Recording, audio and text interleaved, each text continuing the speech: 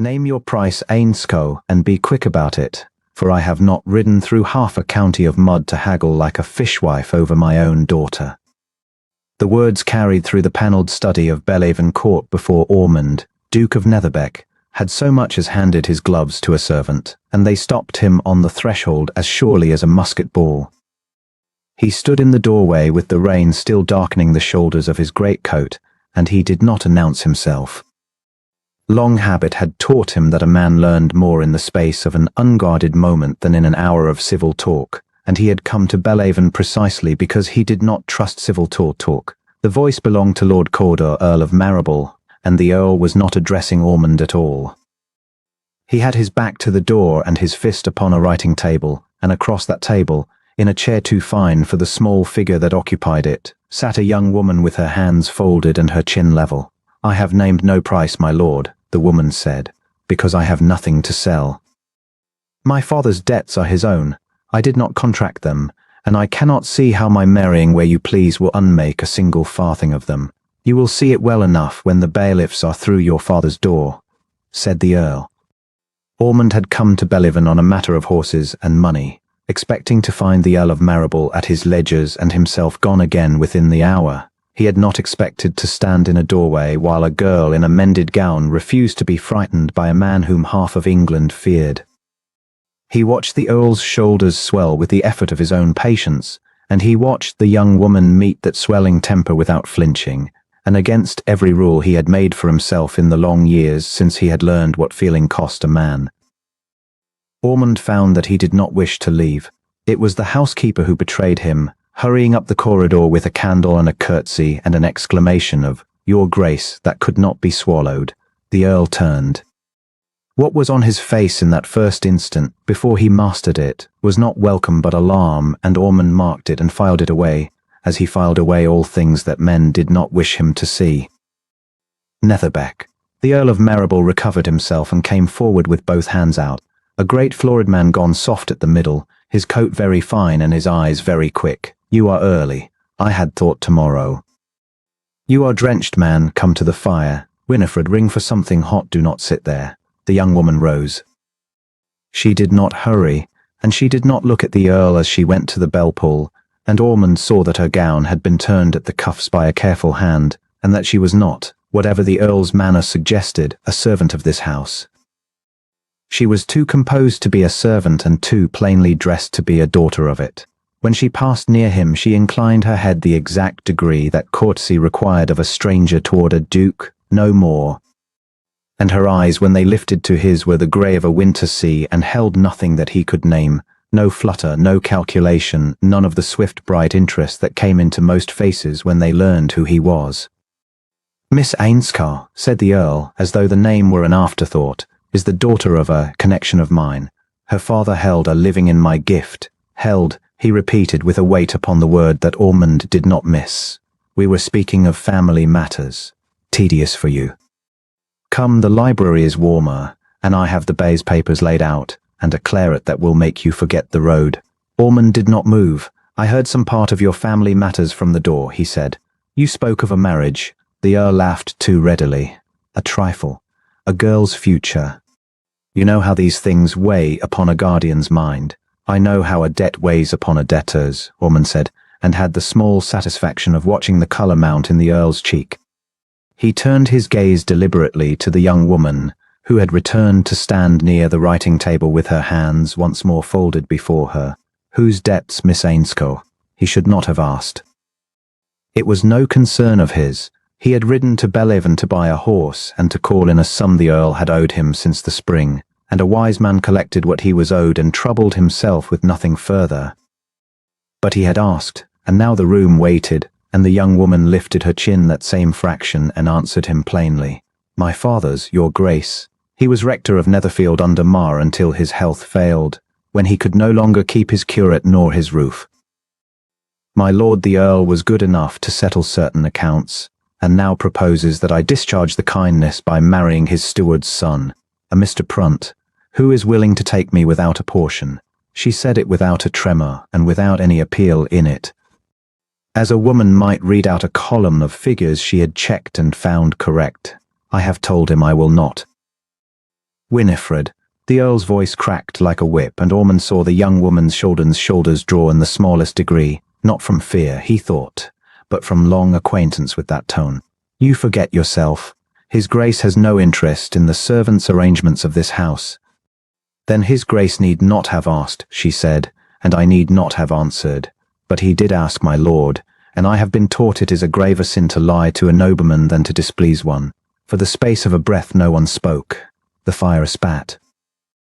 Somewhere in the wet dark beyond the windows a dog set up a barking and was silenced. Ormond, who had commanded men to their deaths across 3 campaigns and had learned to read a face the way other men read a printed page, looked at Winifred Ainscow and understood that she had just told him she would rather be ruined than be false, and that she expected nothing of him for the telling. He was not a man who was often surprised. He found the sensation neither pleasant nor unwelcome, only new, and he distrusted new things, for new things had a way of costing more than a man could reckon. Marable, he said, still watching her, leave us the room a moment. The Earl gaped. Your Grace. You wish to speak of the bay, Ormond said, unhurried, turning at last to fix the older man with the flat pale stare that had ended arguments in council tents and drawing rooms alike. I find I wish first to understand what manner of house I am buying a horse from. You will grant me 5 minutes with the young woman. You will stand in the corridor where your own conscience may keep you company. And then, if you please, we shall discuss your debt to me, which I have not forgotten, and which stands, I believe, at rather more than a girl's portion. He watched the calculation run behind the Earl's eyes. The debt weighed against the impropriety, the Duke's temper weighed against the Duke's money, and he watched greed win, as greed generally did. The Earl of Marable bowed, murmured something about the claret, and withdrew, and the door did not quite close behind him, which Ormond noted and did not remark upon. Winifred Ainscow had not moved. You should not have done that, your Grace, she said quietly, when they were as near alone as the Earl's curiosity would allow. He will make me pay for it when you are gone. Will he strike you? He has never struck me. He does not need to. She glanced toward the gap in the door and lowered her voice, not from cowardice, Ormond judged, but from a plain and unsentimental sense of the ground she stood upon. He has only to stop paying the apothecary who tends my father. My father is dying, sir, slowly and by inches, and the Earl knows to the shilling what his medicines cost. That is the whip. He has no need of any other. Ormond had stood on ground churned to red mud and had not felt the thing that moved in him now. He mastered it, as he mastered everything, and let none of it reach his face, for he had learned in a single unforgettable winter what became of a man who let his face be reed. He had learned it beside a grave with the frost still on it, and he had made himself a wall in the years since, and the wall had served him. But he heard his own voice come out lower than he intended, and the steward's son, this Prunt, what is he to you? Nothing, sir. A stranger who has looked at my hands and decided they would do for his mother's kitchen. A faint, dry humour touched the corner of her mouth and was gone. It is not a cruelty peculiar to me. Women of no fortune are married so every day, and many to worse men than Mr. Prunt, who is at least sober. I do not weep for it.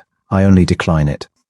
There is a difference, and I would have you understand it, since you have troubled to send my guardian into the passage. Tell me the difference. She considered him then, truly considered him, as though he were a proposition she had not been offered before and must examine on all its sides. Her scrutiny was neither bold nor shy. It was simply direct, and Ormond, who was accustomed to being looked at with fear or with hunger, found himself the object of a plain, honest attention that stripped his title from him as neatly as a valet stripping a coat. To be married for a debt, she said, is to be told that one's whole self is worth precisely the sum written in another man's ledger. I have watched my father give the last of his strength to a parish that could not pay him, because he believed a soul is not a thing to be totted up in a column. I should be ashamed to let a lord teach me otherwise now, at the end of it, when there is so little left to keep but that. She drew a breath. So I will not be sold, your Grace, though I have no earthly way to prevent being ruined. Those are 2 separate matters. I mean to keep the one even as I lose the other. Ormond was silent. Beyond the not quite shut door he could hear the Earl's boots shifting on the boards, impatient, and beyond the windows the rain had settled into the long steady fall of a night that meant to see itself out. He thought of the bay horse he had come to buy, a handsome, useless creature, and of the £4,000 the Earl of Marrable owed him and could not pay, and of the fact that a man in his position might, with 3 sentences and the stroke of pen, alter every circumstance in this room. The thought was there before he had summoned it, unbidden, unwelcome, and entirely clear, the way the disposition of a battlefield had used to lay itself out before him whole. He put it from him. He was not a man who acted upon the first clear thought. The first clear thought was how one lost everything. "You have a high way of speaking, Miss Ainscoe," he said instead, "for a woman who tells me she has nothing.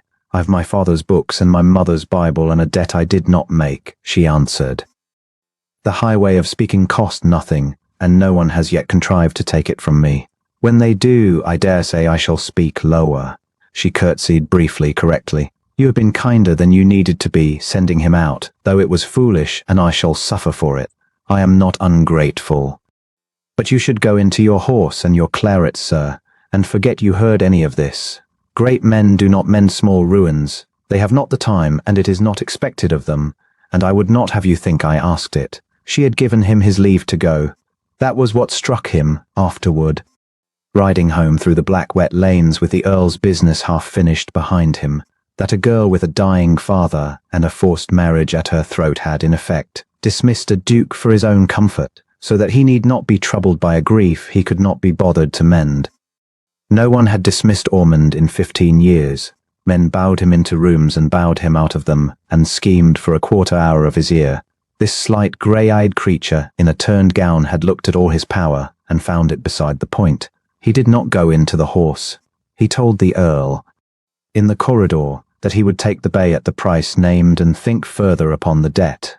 And he let the Earl believe that thinking further meant leniency, and he rode away into the rain, having given no promise and formed no plan and resolved nothing at all, except that he found an hour out upon the road, with the rain running off the brim of his hat, and the lights of Belhaven long since swallowed by the dark, that he could not stop hearing her. Those are 2 separate matters. I mean to keep the one even as I lose the other. Ormond had built his life upon the principle that the things a man loved were the things that could be used to destroy him.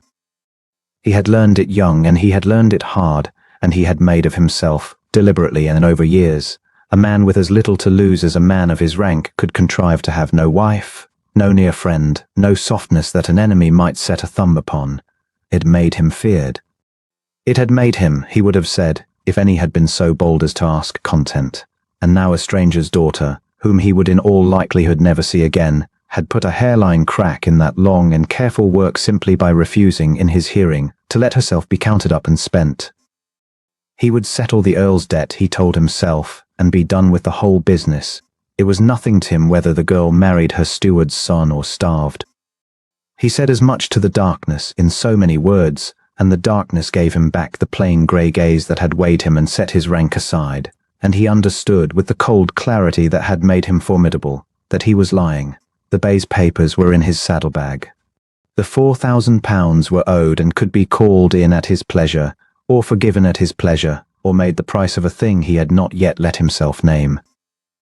And somewhere behind him in a cold room a man was dying by the shilling, and a woman was sitting up beside him with her mother's Bible, waiting for the morning that would bring either the bailiffs or the banns.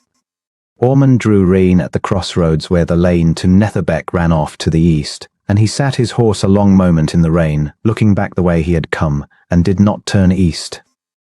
He turned instead toward the market town where the Earl of Marrable's affairs were talked of, where a man might, over the course of a careful day, learn exactly how deep the Earl was sunk, and exactly who else he owed, and exactly what a steward's son named Prunce stood to gain by the match. Ormond did not yet know what he meant to do. He knew only that he had ceased, somewhere on that black road, to intend to do nothing, and that the seizing had the weight of a decision he had not consciously made, and that a wiser and colder man than he had been an hour ago would have ridden east and never looked back. He was, he suspected, about to be neither wise nor cold. It had been a very long time since he had been in danger of either, and he found, to his considerable disquiet, that he was not sorry. The rain had come down through the night and left the Netherbeck Drive a ribbon of standing water, so that the first carriages arrived splashed to the axles, and their occupants stepped down cursing the mud on their hems. Ormond watched them from the tall window of the small library, one shoulder set against the frame, and did not go out to greet a single one. Let Harkness bow them into the hall. A duke was not required to smile in a doorway like an innkeeper, and Ormond had long ago stopped pretending he wished to.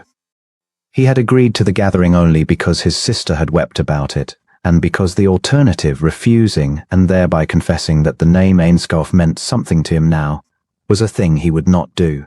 So he had let the invitations go out under his seal. He had let the Earl of Ashcombe be included, with his creditor's bargain and his cornered daughter, because a man who wished to observe a thing at close range must first arrange to have it brought near. That much strategy he still owned. It was the only kind that had ever served him. The old wound in his hip ached with the wet, as it always did, the mark of a French ball taken at a river crossing he no longer named aloud.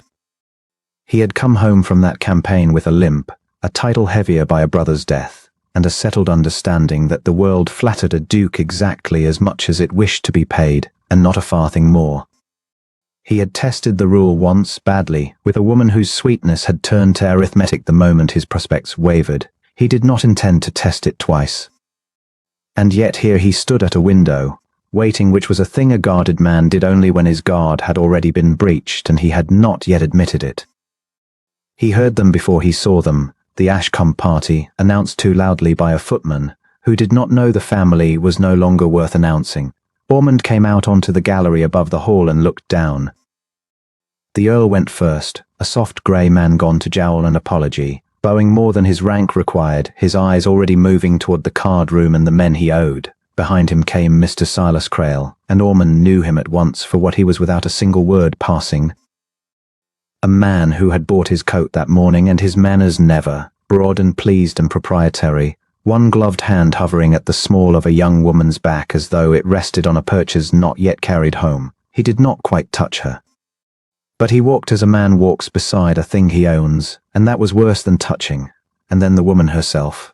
Ormond had expected from all the talk someone diminished, a poor relation with her eyes on the floor and her gratitude worn thin. What came into the hall instead was a young woman in a plain grey travelling gown 3 seasons out of fashion, her dark hair pinned without a single ornament, her chin level. She was splashed to the knee like everyone else, and where the others had spent the last quarter hour lamenting it, she seemed to have decided it was not worth a word. She looked about the great hall, the marble, the black and white floor. The enormous cold hearth a man might have stood upright in, with a clear and unhurried attention, the way a person looks at a thing beautiful that belongs to someone else, and will never belong to them, and takes it in fully anyway, refusing to be ashamed of the looking. She did not scan the gallery for the Duke. That was the thing that caught him. Every soul who entered that hall found him with their eyes inside a breath, measured him, arranged their face. She did not. She was too honestly occupied with the room to remember to perform for its master. He went down. He had meant to have himself announced properly, to descend as the Duke of Netherbeck and let the introductions run their course under Harkness's care. Instead he came down the far stair in his plain riding coat, unhurried.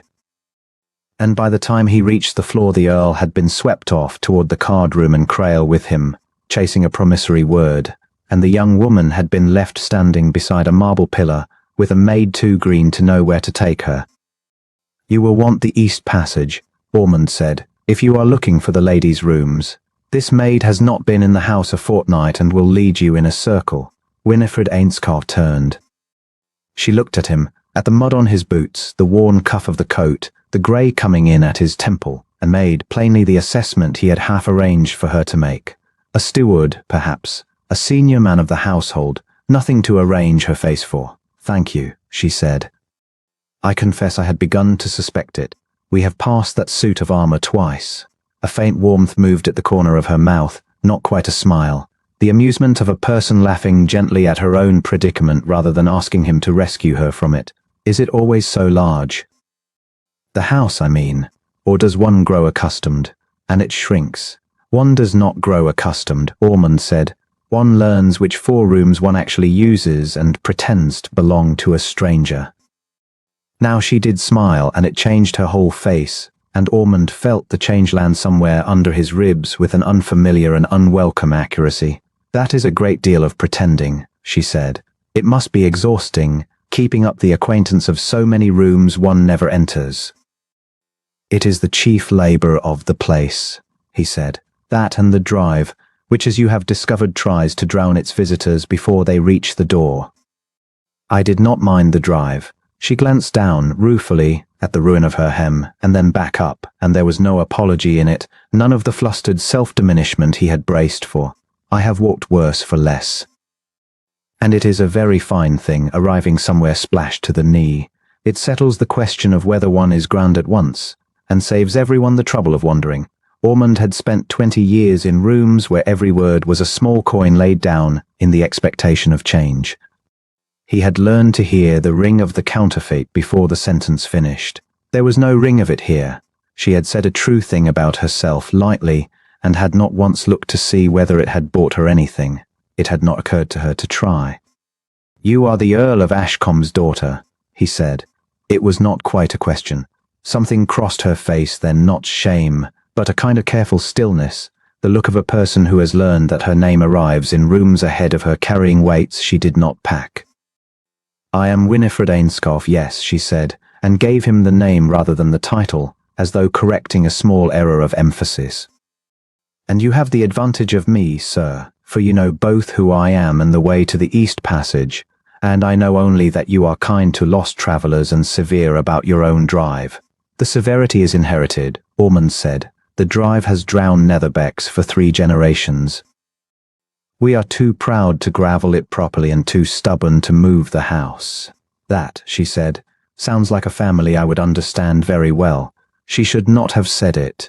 It was the nearest she had come to speaking of her own ruin, the pride that would not sell the last of its dignity, the stubbornness that had marched them all straight into Mr. Crail's counting house.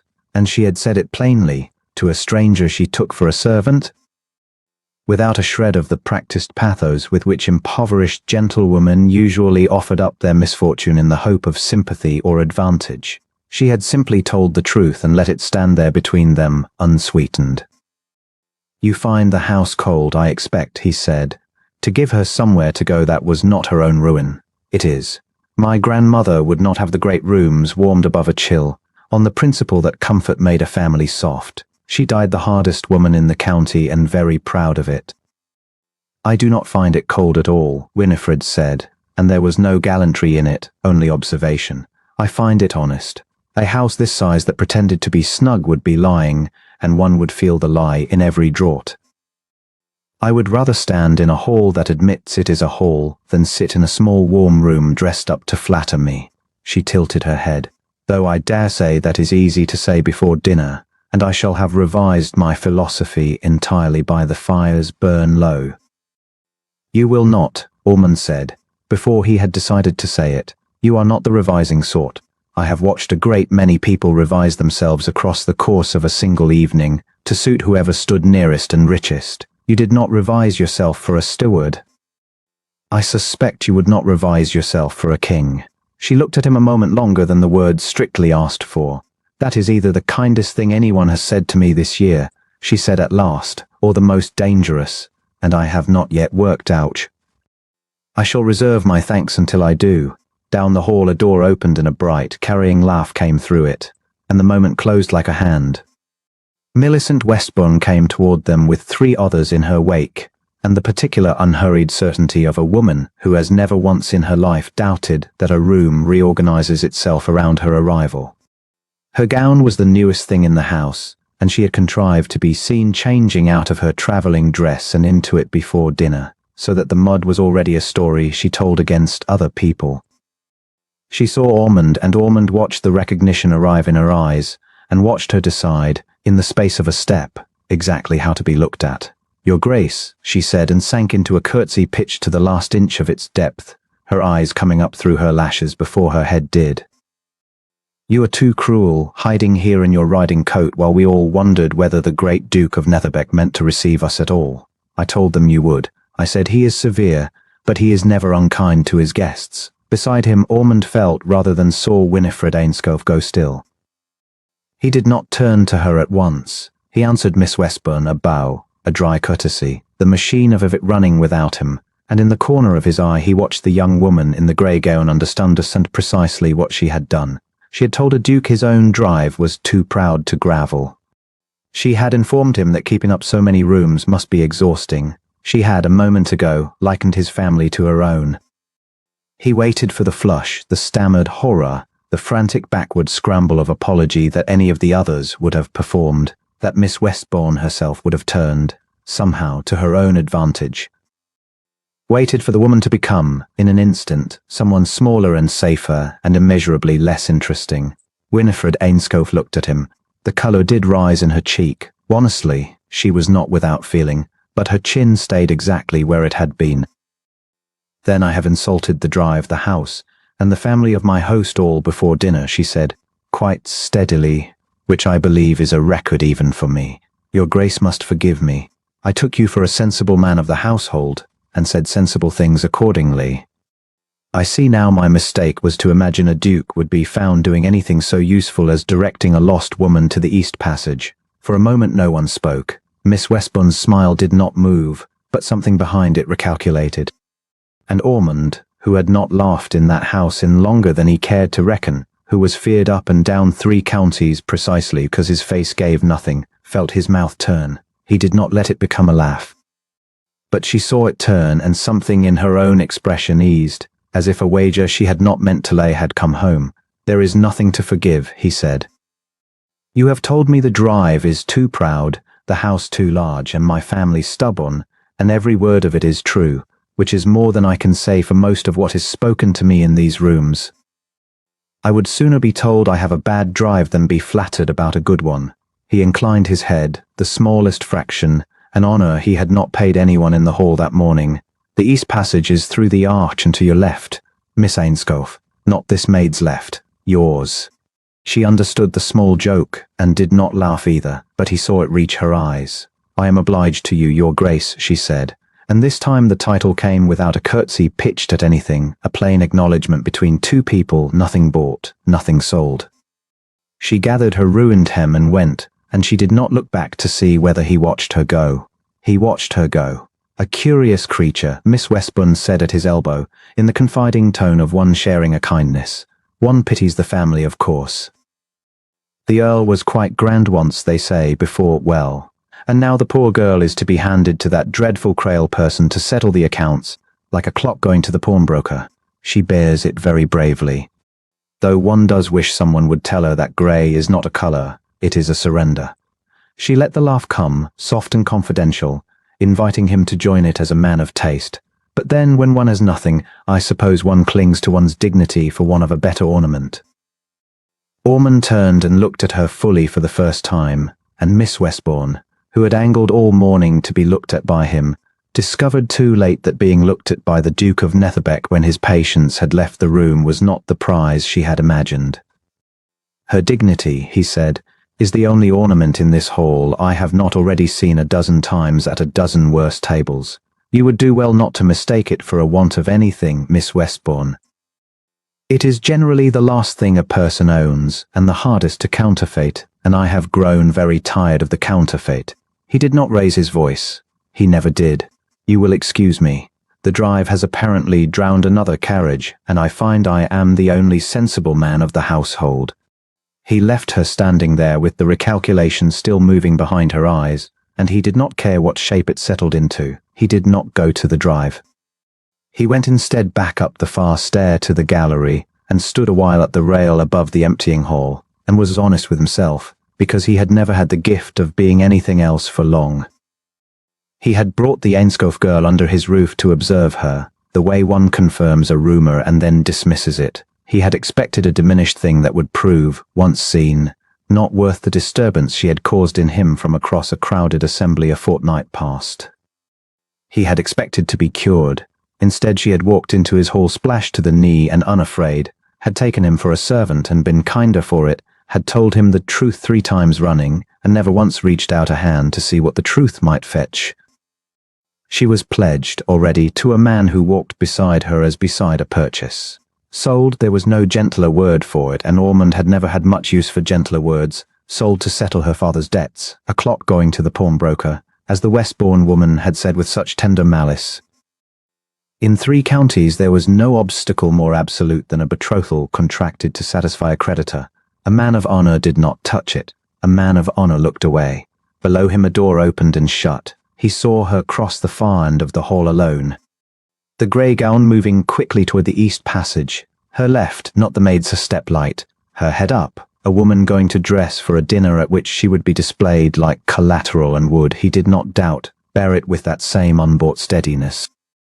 She did not glance up at the gallery. She had no reason to. She did not know he was there. Ormond stood very still, his hand tightening on the cold rail, and found that he could not make himself stop watching until the passage had taken her from sight, and that the wound in his hip, and the older wound above it that had taught him to trust nothing offered with a smile, had both fallen silent for the first time in longer than he could name. He was not cured. He was worse. One does wonder, Miss Ainscough, that you should wear grey again this evening, when the whole room is in silk. But then a gown that has been made to serve so many seasons must be a comfort to you, I am sure. So few of us know the loyalty of an old friend. The words fell into a lull in the music with the neat cruelty of a coin dropped upon marble, and Ormond, standing at the cold end of the Bellevin long room with an untouched glass of the Earl's claret in his hand, heard them and knew before he turned his head who had spoken. He had spent a fortnight learning the shape of the Earl of Marrable's affairs, and in that fortnight he had learned also the shape of the Earl's circle, and no one in it wielded a compliment more like a blade than Miss Millicent Westbourne. She stood now in the candlelight with 2 other young women flanking her like outriders. All 3 of them got up in the season's colours, and she smiled at Winifred Ainscough with an air of the tenderest concern. The Earl had thrown open Bellevin to half the county on the pretext of the harvest and the true purpose of pleasing his ducal creditor, and the rooms were loud with fiddles and gossip, and the smell of hot wax and forced hothouse flowers. Ormond had come because he had wished to see her again, and had told himself he had come to press the matter of £4,000, and had known even as he told himself, so that it was a lie of the same family as all the lies he had told on the black road home. He had not been near her all the evening. He had watched her from the cold end of the room while the Earl paraded him among the fortunes and the pedigrees, and he had watched Miss Westbourne draw slowly toward her across the length of an hour the way a cat crosses a lawn, and he had waited. With the still attention he had once given to a tree line that might hide guns, to see what the grey-eyed girl would do.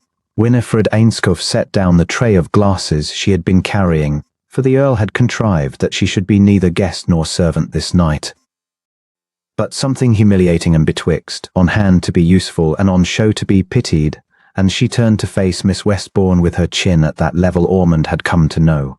"It is a comfort, Miss Westbourne," she said. "You are quite right. I find an old gown asks nothing of me but that I keep it clean, which is more than I can say for a new one. That must always be asking to be admired, but I would not have you trouble over it. It would grieve me to think I had cost you a moment's concern on so small a matter, when you have your own evening to enjoy." A little laugh went round the outriders, uncertain which way to fall.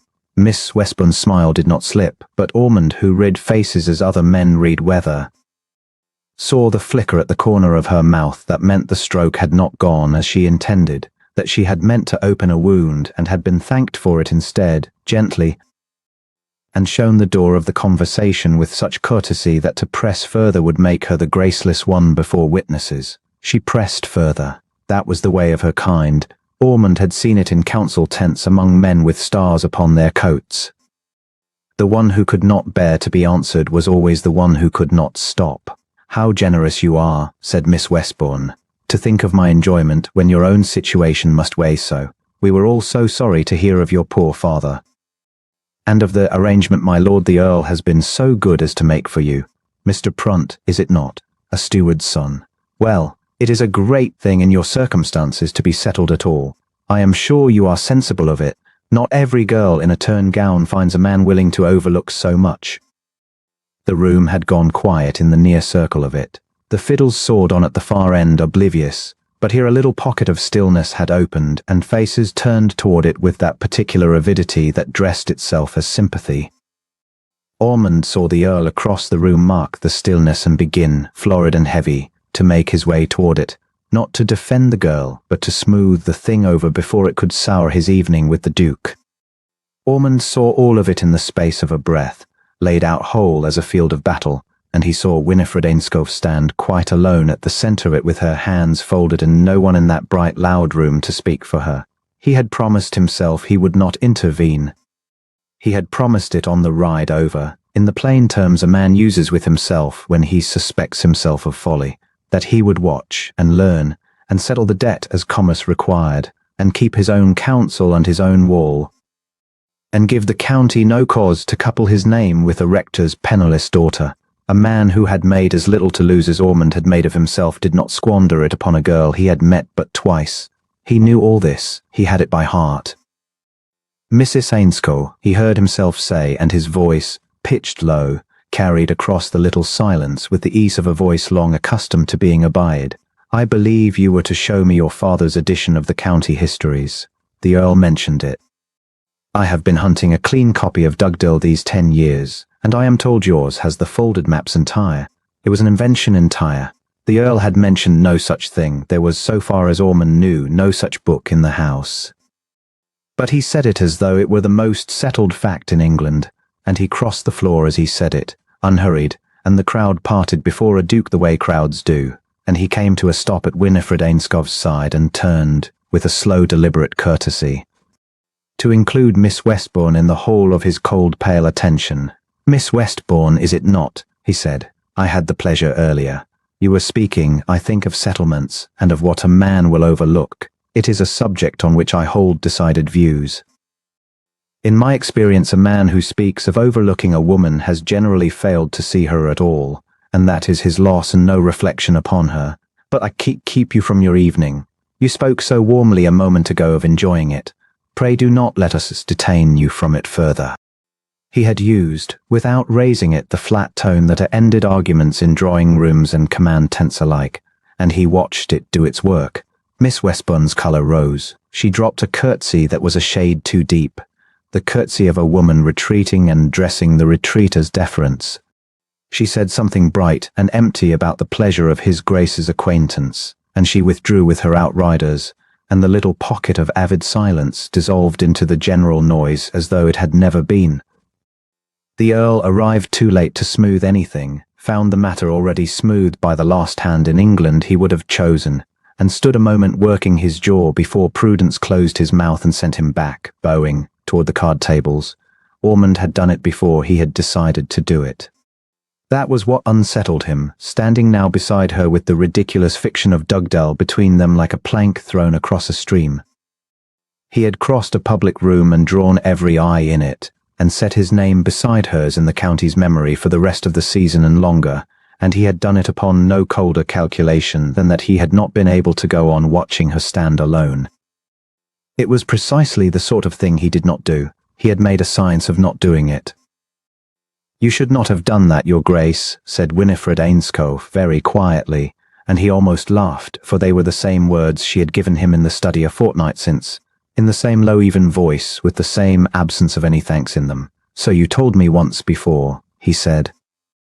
You have a great gift for informing me of my errors after I have committed them. I begin to think you might inform me before, and spare us both. If I informed you before, you would do it all the same. And then I should have wasted the breath. She had not moved to take up the vanished thread of the county histories. She stood looking after Miss Westbourne with an expression he could not quite read, and when she spoke again it was not gratitude. You have made her my enemy for life, sir, in front of 40 people, and you have made yourself my champion in front of the same 40, and by morning there will not be a breakfast table in the riding that does not have the two of us laid out upon it, like cold meat. She could have said her cruel thing, and I could have swallowed it, and it would have been forgotten by Michaelmas. Now it will not be forgotten at all. You have paid for my dignity with my reputation, and I am not certain you had the right to spend the one to buy the other without asking me which I valued more. Ormond was silent. It was not the answer any other woman in the room would have made him. Any other woman would have flushed and thanked him and treasured the moment up to tell her daughters. He looked down at the top of her plainly dressed head. She came no higher than his shoulder, and felt the old wall within him shift upon its foundation, not fall, but shift. The way frost-heaved ground shifts under a boot and reminds a man that even the solid earth is not so solid as he had trusted. He knew the source of that wall to the day and the hour. There had been a great many winters ago, a young woman he had loved without guard or reckoning, in the reckless open way of a man who has not yet been taught the price of it. And there had been a fever that swept the low country in her 20th year, and there had been a grave dug in ground so with frost that the sextons had been 3 days at it. And he had stood beside that grave with the cold striking up through his boots, and had made himself a vow that he had kept unbroken ever since, that he would never again set the whole of his heart upon a thing that a fever or a debt or a single turning of fortune's hand could take from him in a season. He had kept it through 3 campaigns and 15 years and the burying of every softer part of himself, and he had believed the keeping of it a strength, and he understood now. Watching a rector's daughter refuse his charity as coolly as she had refused her guardians, that a man might keep such a vow so faithfully, and so long that he woke one morning to find he had made of his own life a kind of grave, and lain down in it, and pulled the cold earth over himself while he yet breathed. Which do you value more? He asked. She looked up at him then, the winter-grey eyes direct as ever, and he saw that she was turning the question over honestly, as she turned everything over, giving it its full weight before she would answer. A fortnight ago I should have said my dignity, she said, and thought reputation a thing for women with the leisure to afford it. But my father is dying, sir, and when he is gone I shall have nothing in the world but my character to let out to strangers. A governess must be respectable. A companion must be above talk, and you have this evening put a crack in the one wall that stood between me and the workhouse, for the pleasure of setting down a woman who was never worth your notice. So you see it was not so kind as it looked. It seldom is, I find, when the great are kind. They mean it for the moment. They do not stay to see what it costs after they have ridden home. The words should have angered him. He was a duke. He was not accustomed to being taken to task by rectors' daughters in mended grey, and he had done her a service, whatever she chose to call it. But the anger did not come. What came instead was a kind of clean astonishment, that she should see so far and so cold-eyed into the machinery of his own class, and should hold him to account by it, and should do it without spite and without fear and without the least apparent of anything from him but the truth. He found he did not want to defend himself. He found he wanted, absurdly, to explain, to make her understand that he had not meant it for the moment, that he had meant it, though he could not have said for what. You are right, he said. I did not think what it would cost you. I am not often in the habit of thinking what things cost a people. It is a luxury my rank has spared me, and I am beginning to suspect it has made me stupid in ways I had mistaken for strength. But you are wrong in one particular, Miss Ainscough, and I will correct you as freely as you correct me. You said she set down a woman who was never worth my notice. That is not so. You have had my notice from the first quarter hour I stood in your guardian's doorway, against every intention I brought to that house, and I have ridden 30 miles this evening upon roads I need not have travelled to have it again. Whatever else I have done wrong tonight, do not do me the discourtesy of supposing I acted out of idle pity. I have not felt idle pity in 15 years. I had thought I had lost the faculty for feeling much of anything. It appears I was mistaken, and it appears I have you to thank for the discovery. And I find I do not know whether to thank you or to curse you for it, so I shall do neither, and beg your pardon instead for the reputation, which I will mend if it lies within my power to mend, though I own I do not yet see how. He had said far more than he intended. He heard it even as the words left him, heard the wall come down brick by brick with each sentence, and could not seem to stop the fall of them. And when he had done he stood appalled at himself in the middle of the Earl of Marrable's long room with the fiddles sawing, and the candles guttering, and a girl in a turn gown looking up at him as though he had said something in a language she had not known he spoke. For a long moment Winifred Ainscough did not answer. The colour had risen in her face, the first he had seen there all evening, not the flush of the flattered, which he knew and despised, but something graver and more startled, quickly mastered, as she mastered everything. When she spoke at last her voice was not quite so even as before. You should not say such things to me, your grace, she said, and it was neither the study's reproof nor a coquette's demur. It was, he understood, a plain and frightened honesty, not because they are improper, though they are. Because I have nothing with which to answer them, and a woman in my situation cannot afford to be spoken to so by a man in yours. It ends only one way for such a woman, and it is not the way it ends for the man. I have watched it happen to better women than I, so I will not thank you for it, and I will not pretend I did not hear it, but I will ask you, plainly, as I ask everything, to be kinder than your class generally is, and not to say it again, and if it is true. Then it is a truth that can do me nothing but harm, she said, and you are cruel to lay it at my feet, where I must either step over or fall. I had thought you meant not to be cruel. I see I was too quick. She curtsied, briefly, correctly, the same curtsy she had given a stranger duke a fortnight since, and she gathered up her tray of glasses from the side table with hands that were not perfectly steady, and she left him standing there. Ormond watched her go the length of the loud bright room, threading between the silks and the fortunes with her chin level and her spine straight and the whole weight of her small world balanced upon the tray she carried, and he did not move to follow, because she had asked him not to, and because for once in 15 years he had not the smallest notion of what he ought to say. He stood at the cold end of the long room with the untouched claret warming in his hand and understood, with the pitiless clarity that had made him formidable across 3 campaigns, and had never once until this evening frightened him, that he did not want the conversation to be over. That he would have given the bay horse and the £4,000 and a good deal that he could not name, to have her set down the tray and come back and go on speaking to him, even to reprove him, even to correct him, even to tell him again, in that low even voice, all the ways in which he was wrong. He had built a life upon wanting nothing that could be taken from him. He had just discovered in a crowded room that he wanted a thing he could lose with a single word, and that the discovery had come far too late to be undone. He did not sleep. The Earl of Marrable had pressed the whole ducal party to stay the night against the state of the roads, and Ormond, who might have called for his horse and ridden the wet miles home in the dark with no man daring to remark upon it, had heard himself accept the offered chamber, and had known even as he accepted it that he was arranging, once again, to be near a thing he had no business being near. He lay a long while in the strange bed with the damp of the old house settling into the ache of his hip, and he listened to Bellhaven quiet itself room by room. The last of the fiddles put away, the last of the drunken laughter carried up the back stairs, a clock somewhere below striking the hours he did not sleep through, and he heard, under all of it, in the low even voice that had not left him, a woman telling him to be kinder than his class generally was, and not to say it again. He rose before the light. It was an old campaigner's trick and an old wound's necessity both. The hip was always worst at the turn of the night, and a man who has learned to move before the pain has fully wakened has an hour of the world to himself before the house stirs. He dressed without a servant, which he had not done in years and did easily still, and he went down through the sleeping house and let himself out by a side door into the grey. The rain had gone. It had left the gardens of Bellhaven drowned, glittering, every leaf hung with water and the gravel dark and the air so washed and cold it hurt to breathe it deep. Ormond walked without purpose, or told himself he did.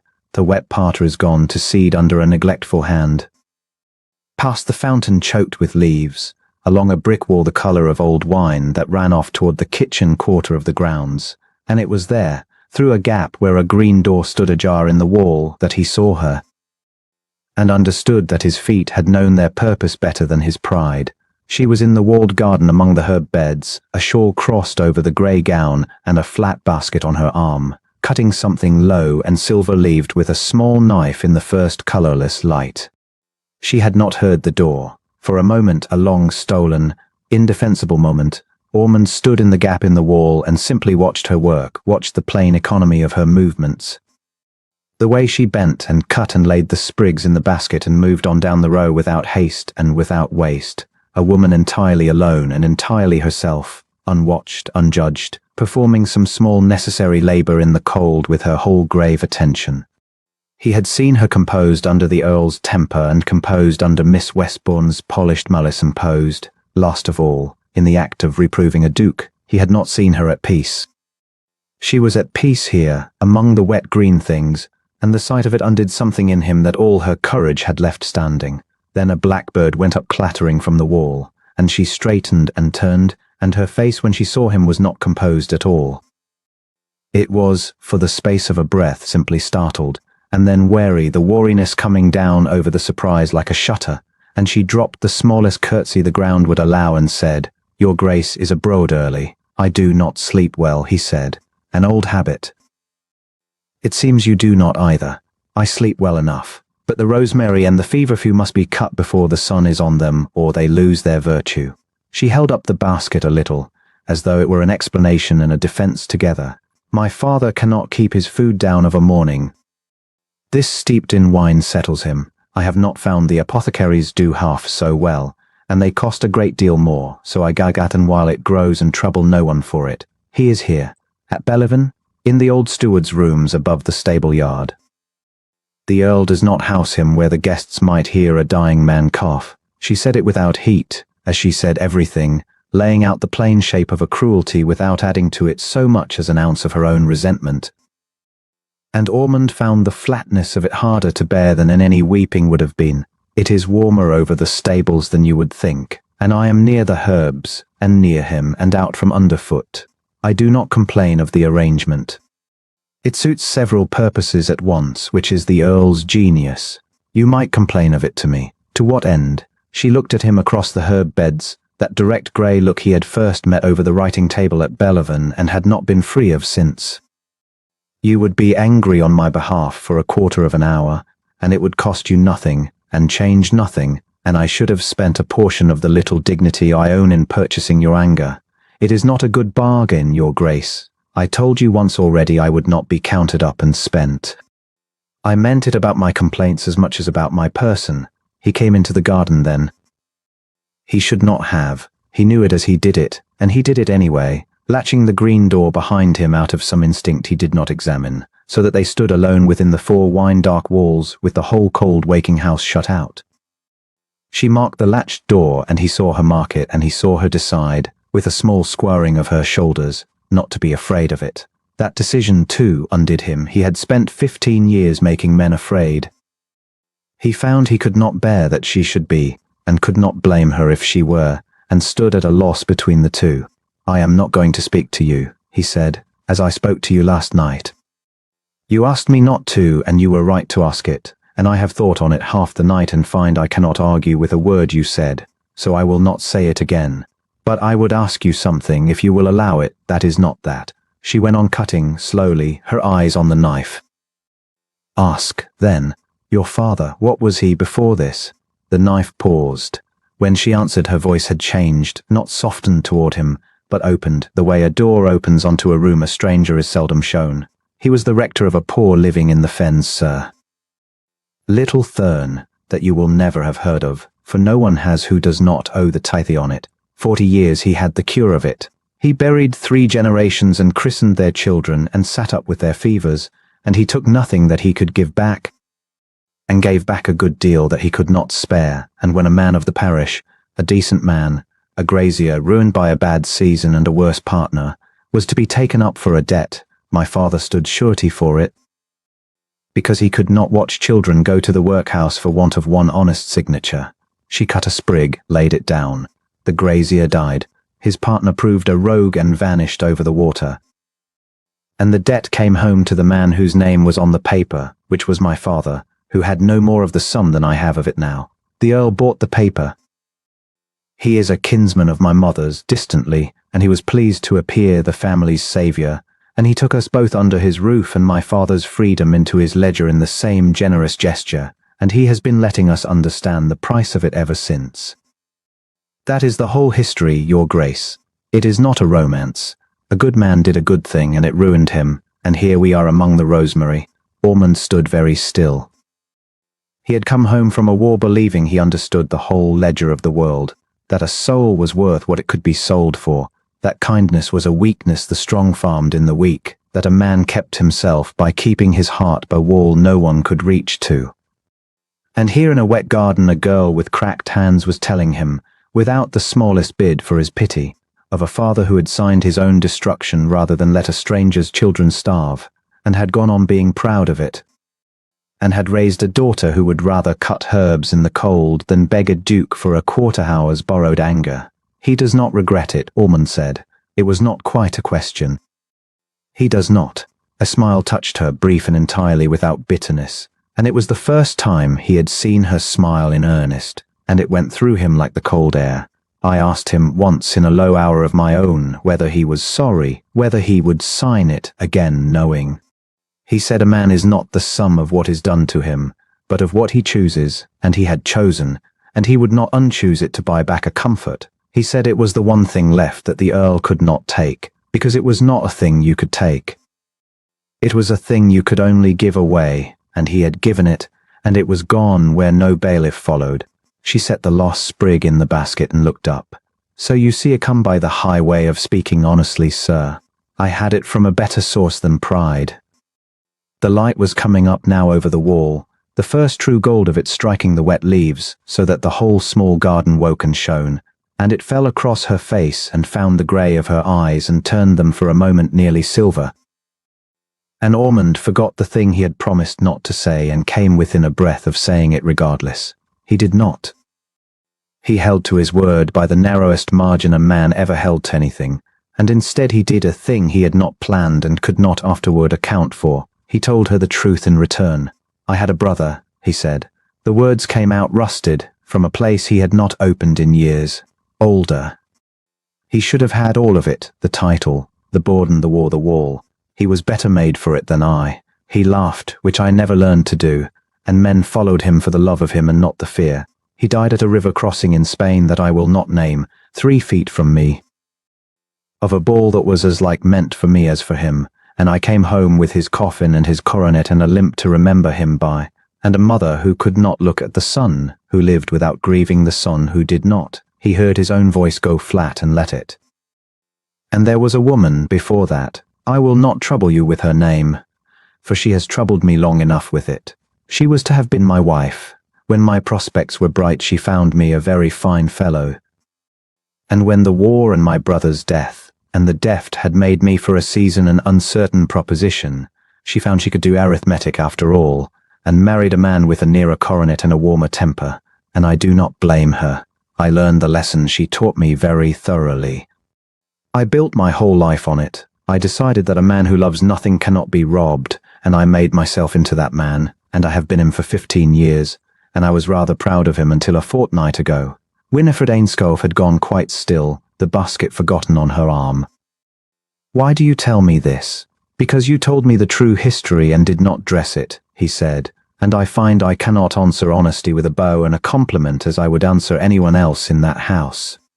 And because he stopped and chose his words as a man chooses his footing on bad ground, because you said last night that you had nothing with which to answer what I said. That is not true. You have the only thing I have ever met that I could not buy and could not frighten and cannot forget. I do not ask you to answer it. I told you I would not say it again, and I have not, quite. I only wished you to know that when I said last night that it was true, it was not a thing I said lightly, nor a thing my sort says to your sort for sport.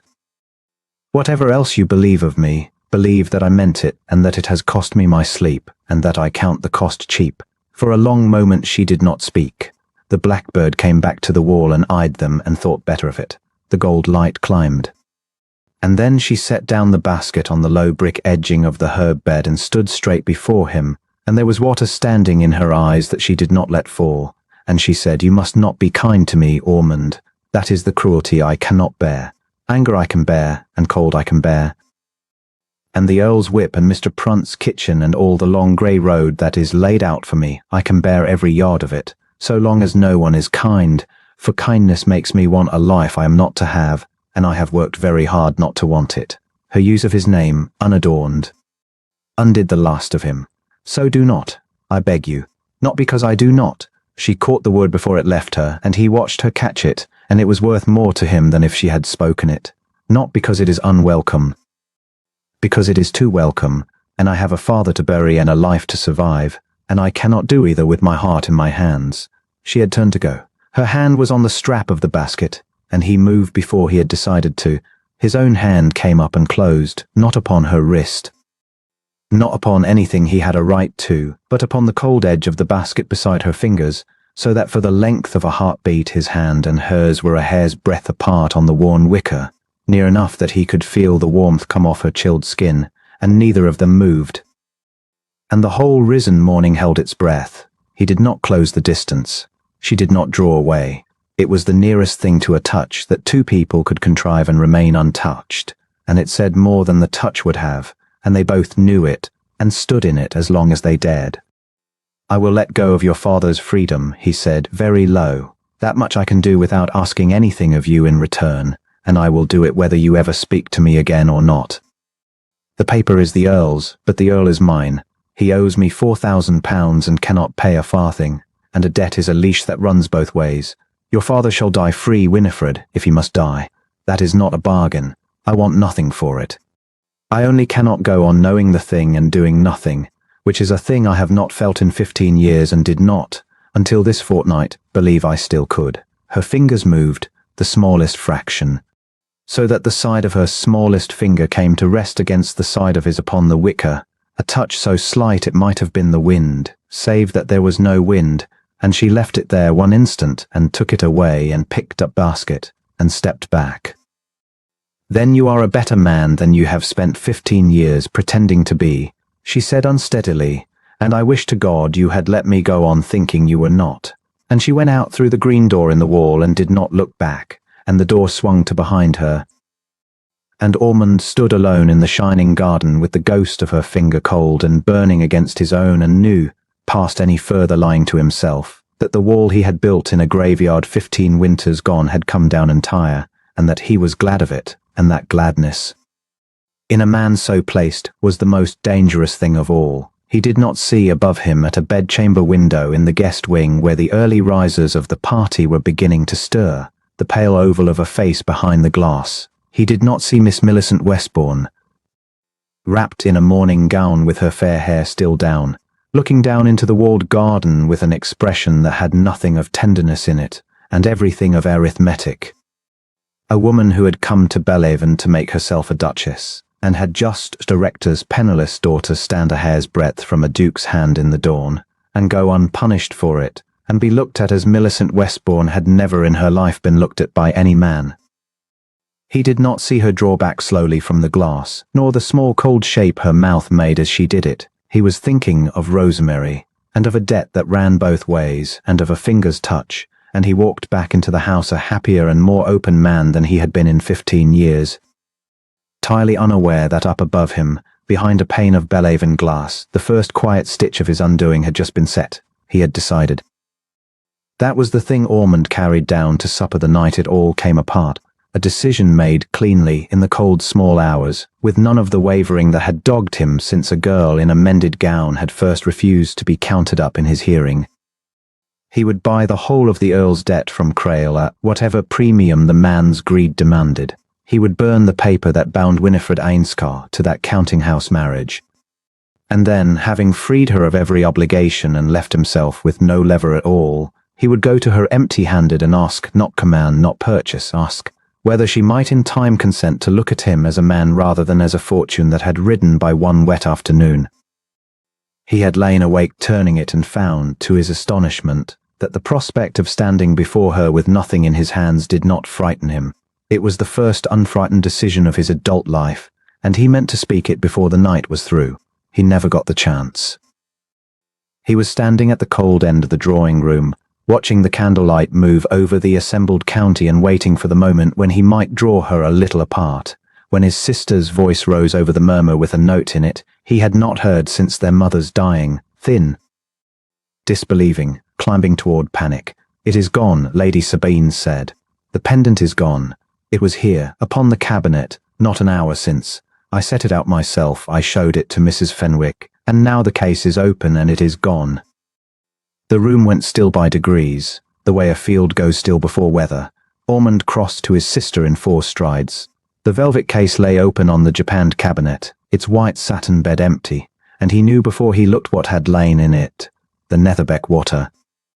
A single great diamond his grandmother had worn at her throat every Christmas of his childhood, and every Christmas since her death had been brought out and laid there in the case as a kind of stubborn family devotion, never worn, never sold, worth more than the Earl's whole ruined estate. It was the one soft thing in that hard house, and it was gone. No one has left this room, someone said. Crail, of course, Crail with his new coat and his old eyes, stepping forward already large with the pleasure of usefulness. Your Grace will forgive me, but plain sense is plain sense. The stone was here, it is here no longer, and no soul has that door since Lady Sabine set it out, for I have been stood beside it this half hour together, admiring the pictures. He let the words settle, which means, I am sorry to say, that it is upon somebody in this room. A murmur ran through the silks and the shirt fronts, indignant, frightened, and under the indignation something else that Ormond had smelled on battlefields and in council rooms and knew for what it was, the low eager appetite of people who have been handed permission to suspect. He looked at the faces and saw it kindling, and even as it kindled he saw where it wished to go, the way water shows you the slope of a floor before it has finished spilling. Then the matter is simple, Ormond said, and his voice, flat and pale as his stare, put a lid on the room. The doors are closed. My sister's woman will search the ladies and Harkness the gentlemen, and I will begin with myself, for a host may claim no exemption. No one is accused, no one need be. We shall have the thing found and returned and say no more of it, and any man who spreads a word of this beyond these walls will answer to me for it. Is that understood? It was not a question, and no one answered it as one. For a moment he thought he had held the flood. Then Miss Millicent Westbourne stepped forward into the centre of the carpet with her hands folded at her waist, and her lovely face composed into an expression of the most reluctant, the most sorrowful duty, and Ormond felt the floor tilt under the whole evening. How good you are, Your Grace, she said gently. How like you to spread your protection over everyone at once. But I do not think I can bear to let an innocent company be handled and shamed for the sake of sparing one person's blushes. It would be cowardly in me. I should never forgive myself. She turned not to him but to the room, playing them as a woman plays a pianoforte she has practiced upon for years. I saw her. I did not wish to see it. I have prayed since that I mistook it, but I will not perjure myself in a nobleman's drawing-room. Not a quarter hour ago I saw Miss Ainscough standing alone at that cabinet, and I saw her hand go to the case, and I saw her draw her shawl across whatever she had taken up, and I thought, God forgive me, I thought, she is only looking, poor creature. One cannot blame her for looking at what she can never have. Her eyes brimmed exactly enough. I would give a great deal not to have said it. Search her shawl, and prove me a liar, and I will beg her pardon on my knees before you all. Nothing would make me happier. Every face in the room turned. Winifred Ainscough stood by the window in her grey gown, with a shawl of grey wool about her shoulders, and Ormond watched the colour leave her face and not come back, and watched her understand, quicker than any of them, quicker than he. Exactly what had been done to her and exactly how completely, and he saw that she understood there was no answer to it, because the trap had been built to have no answer, and that the knowledge did not make her tremble, but only made her go very still and very straight. The way she had gone still under her guardian's temper in the study at Belhaven a lifetime ago. I have taken nothing, she said. Her voice was low and even and carried to every corner. You may look. She did not clutch the shawl. She did not shrink from it. She lifted it from her own shoulders with her own steady hands and held it out, folded over her arm, and it was Crail who took it from her, of course it was Crail, and shook it out with the flourish of a conjurer, and from the folds of the grey wool the Netherbeck water fell and struck the floor, and rolled a little way across the boards, throwing off cold white fire, and came to rest against the toe of Ormond's boot. The room made a sound then, a single indrawn breath followed by the loosing of 100 whispers, and it was the sound of a verdict. Ormond looked down at the diamond at his foot. He did not stoop to it. He could not, in that moment, have bent his body to any purpose at all, because something had come loose in his chest that he had spent 15 years bolting shut, and through the gap in it the old cold was pouring in, for he had been here before. Not this room, not this stone, but this exact place, this precise vertigo, the ground going soft beneath a certainty had staked his heart upon. There had been a woman, once, when he was young and whole and had not yet learned the price of an open face. A woman with a low, sweet voice and honest grey eyes, and a way of speaking plainly that had seemed to him the rarest thing in a world of flatterers. And he had loved her the way a man loves only once, because he does not yet know it can be survived. And she had smiled at him with those honest eyes across a full year, while she emptied his trust and his name and his purse into other hands. And when it was found out, she had not repented but only laughed softly and told him he had been a fool to believe that plainness could not be a costume like any other. He had stood beside her grave the following winter with the frost still hard on the mounded earth, unable to grieve and unable to stop, and he had made himself there, over that frozen ground, into the man the county now feared, a man who would never again mistake a quiet manner for a true heart, who would trust nothing offered with a soft look, who had built his whole life upon the single iron law that the things you loved were the knives that killed you. And here it was again. Here was the plain honest woman who did not flatter, who told a duke his drive was too proud to gravel, who would not sell her dignity for bread, and here was the diamond his boot, and here was the shawl in Crail's fist, and here, screaming up out of the frozen winter of his youth, was the voice that had kept him alive by keeping him alone. You fool. You knew this. You knew what plainness could hide. She played the one card no flatterer would think to play. She scorned you to your face and refused your regard and asked you to be kind. And you, hardened Ormond, careful Ormond, who has never in 15 years been read by any living soul, you laid your whole heart down for the finest liar you ever met, because she was clever enough to seem to want nothing. Look at your boot. There is what she wanted. He said nothing.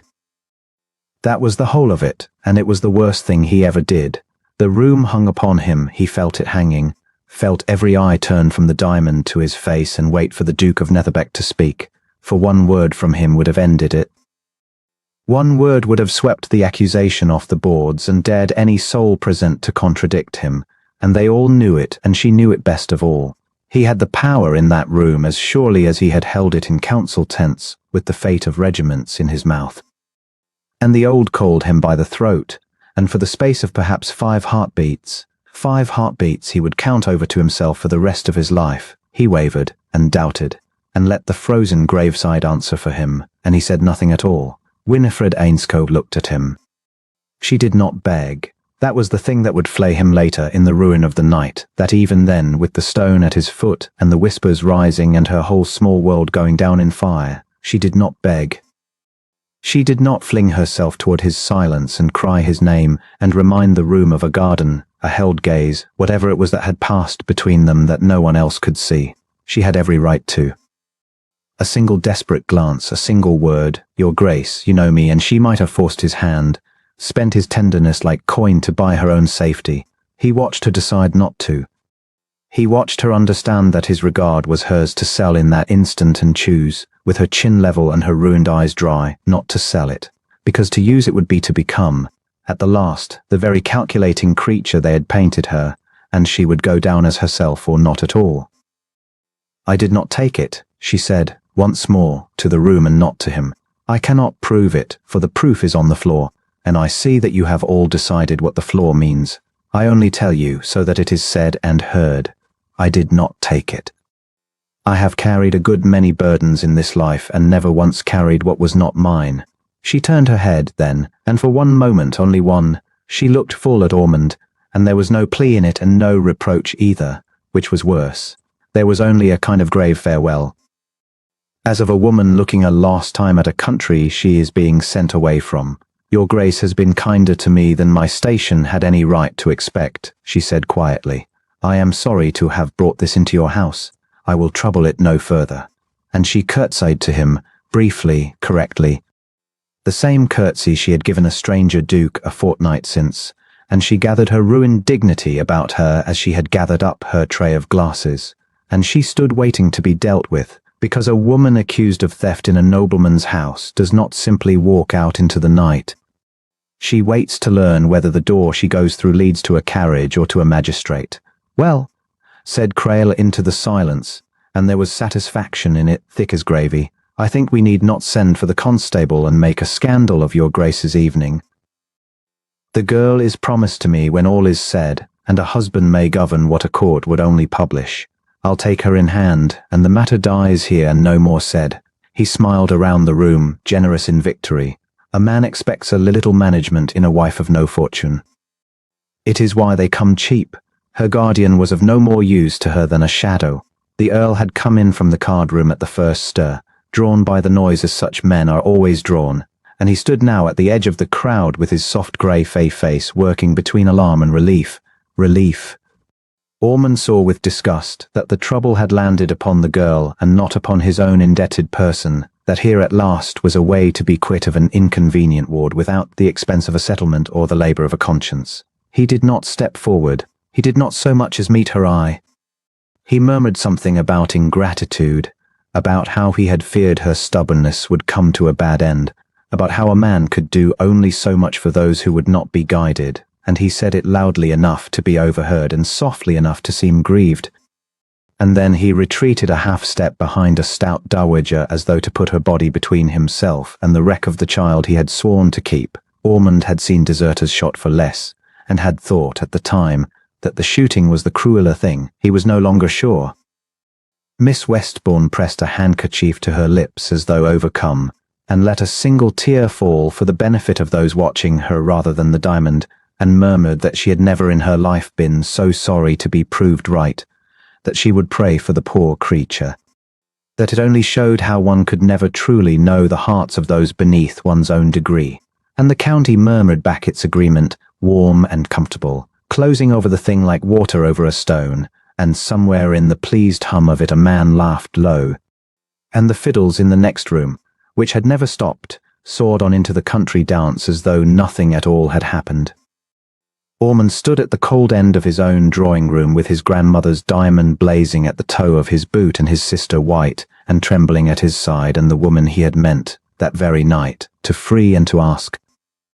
Standing accused and consigned and calmly waiting to be handed like a parcel to the man who bought souls at a discount, and he had said nothing, and the not saying had already done its work, for a duke who does not defend cannot undefend.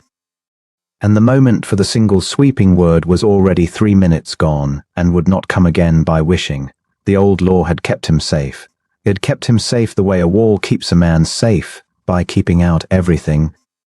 And he stood inside it now in the wreck of the finest thing that had ever come near him, and understood at last, far too late, that he had not been betrayed at all, that the only betrayal in the room that night had been his own 5 heartbeats of silence, and that the cruel had needed him to supply exactly that and no more, and he had given it to them like a fool, and now they had won. He bent, at last, and picked the diamond up.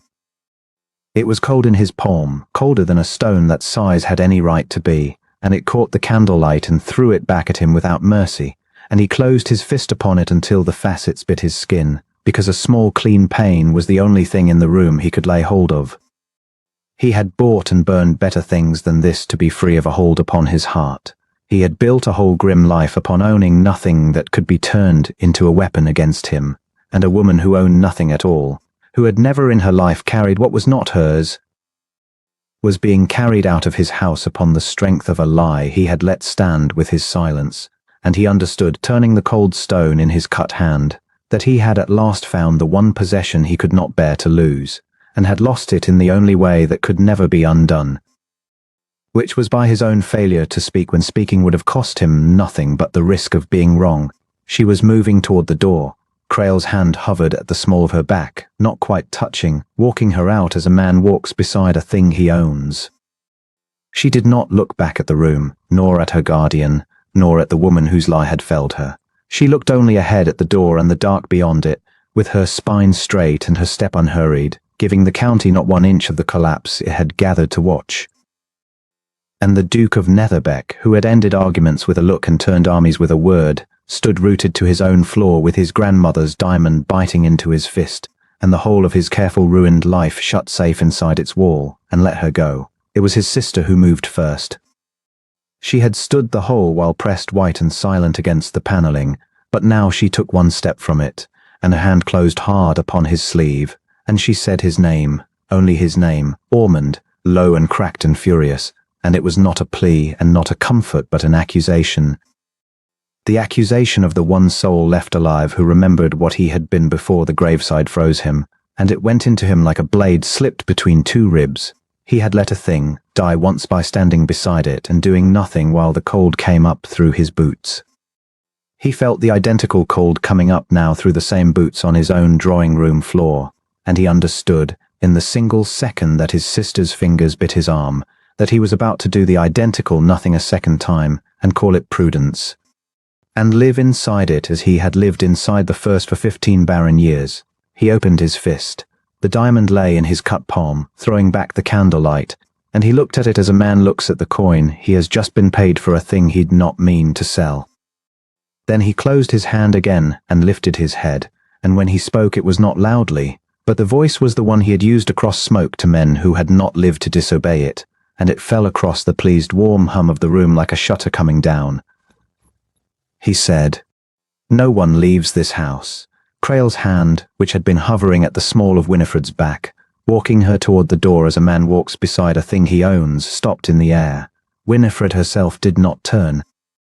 She stood at the very threshold with the dark of the corridor beyond her and her spine straight as a candle, and Ormond saw the muscles of her shoulders set against the sound of his voice, bracing, as though even now she expected the word to fall on her and not for her, and that the flinch she would not permit herself, the certainty in her that no man of his rank had ever once in her life spoken to save her harm, that was very nearly the thing that broke him where the diamond had not. He crossed the room to her. He did not touch her.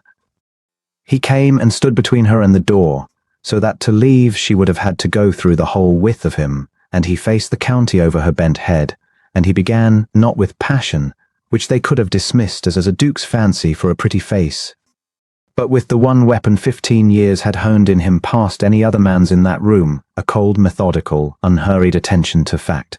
"The stone," he said, and held it up between two fingers so the room could see it burn. "My grandmother's." "Where has it been kept these 40 years? He did not wait. He turned to his sister. "You will tell them." She came off the wall entire now, 2 spots of color high on her white face. "In the ebony case in the small cabinet of my dressing room," she said, and her voice steadied as she found the ground of plain truth beneath it, "which is locked. There are 2 keys in the world. One hangs from my own chatelaine and has not left my waist since Michaelmas. The other is my brother's, and lies where it has lain these 10 years, in the strong box in his study, behind a door his own man keeps." She drew a breath. "I took the case out myself this very afternoon, at 4 o'clock, and showed the stone to Lady Ferrers and to Mrs. Coyne and to Miss Westbourne, who asked most particularly to hold it, and admired it, and gave it back. And I locked the case, and I locked the cabinet with my own key, with my own hand, and I have not been from that waist since." A small stir went through the room, the first cool draught in all that comfortable warmth. Ormond let it move. He was watching Miss Westbourne's face, as he had watched it across 100 lesser evenings, and he saw upon it the thing he had trained himself a lifetime to read and had, for one fatal fortnight, forgotten how to fear. He saw arithmetic. He saw her doing sums behind her lovely stricken eyes, the swift cold reckoning of a woman feeling the floor tilt and calculating which way to fall. "Miss Ainscough," he said, without turning to her, "were you above stairs this afternoon at 4 o'clock? "No, your grace." Her voice was quite level. "I was in the servants' hall, mending, from 3 until the dressing bell. Your housekeeper set me the work herself and sat across from me at it. Was she above stairs at any hour of this day?" "She was not, sir." It was the housekeeper's own voice from the shadow by the service door, where the upper servants had gathered to watch the gentry disgrace one of their own and had stayed, some of them, out of a feeling they could not have named. The woman came forward a pace, and Ormond remembered, with a strange lurch, that this was the same honest creature who had once cost him a small awkwardness by refusing to swear a convenient lie to a magistrate, because she had said it was a graver sin to deceive a gentleman than to displease one. "She was at my side the better part of the day, your grace, and never went up the great stair once, for I'd have seen her, my chair being set against it. She could no more have come at that cabinet than flown." "Then how," said Ormond very softly into the ringing quiet, "did a stone that never left a locked case save into the hand of Miss Westbourne come to be found upon the person of a woman who was never within 1 floor of it?" No one answered. The fiddles in the far room soared on, oblivious, into the figures of a country dance, and the small, pleased hum that had closed over Winifred's ruin like water over a stone had gone entirely still. He turned to Crail. "You found it," he said. "You told the room where to look." Crail drew himself up in his very new coat, and his old eyes moved once toward Miss Westbourne. Ormond saw it. Everyone with sense enough to watch saw it, and then away. "I did my duty as a gentleman," he said, but the bluster had a crack running through the middle of it. The stone fell from her shawl. "Any man might have her shawl." Ormond put out his hand. "Give it me." For a moment Crail did not. Then, 'cause a duke's open hand in a duke's own house is a thing few men living have the nerve to leave empty, he laid the shawl across it, and Ormond lifted it into the candlelight. A fine thing, fine soft wool the colour of clotted cream, worked at the border in a pattern of silk. He turned it once in his hands.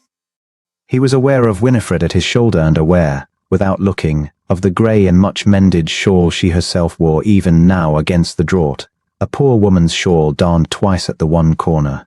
He had seen it across a walled garden at dawn, and would know it in his sleep. This cream-coloured luxury had never in its life sat upon her shoulders. And in the corner of it, where a lady has her woman work her mark so the laundress shall not lose it, was a small neat monogram in blue silk, 2 letters plaited together, and he held it out at arm's length and turned it so the nearest branch of candles fell full upon it. "M," he said, "and W." The sound that went round the room was not a gasp. It was smaller and worse than a gasp, a long indrawn collective breath, the sound of comfortable people discovering all at once that they had been made accomplices and hating, more than the crime, the one who had made them so. Faces that had arranged themselves into sympathy an hour since were rearranging now, and not toward Winifred, toward the tall, fair woman by the pier glass, whose handkerchief had stopped halfway to her lips. "This is Miss Westbourne's shawl," Ormond said, and did not raise his voice at all. "Worked with Miss Westbourne's own hand's mark, in which the county has just been told my grandmother's diamond was carried out of a locked cabinet by a woman who has never once been above my stairs." He let the silk fall from his fingers to the floor between them. "Say the rest yourself, madam." "You will do it more prettily than I." Millicent Westbourne's face in that moment did a thing Ormond had spent the fortnight aching to see it fail to do, and had begun to think it never would. It broke, not into tears. She had spent her tears already, a single practiced one for the diamond, but into the raw, naked working of a mind that has run out of sums, and behind the lovely mask he saw, bare for one instant, the plain cold engine that had driven her across 100 drawing rooms. The woman who had come into his house to make herself its mistress, and had watched a rector's penniless daughter be looked at across a walled garden in a way that she, for all her fortune and her fairness, had never once in her life been looked at by any man, and had not been able to bear it.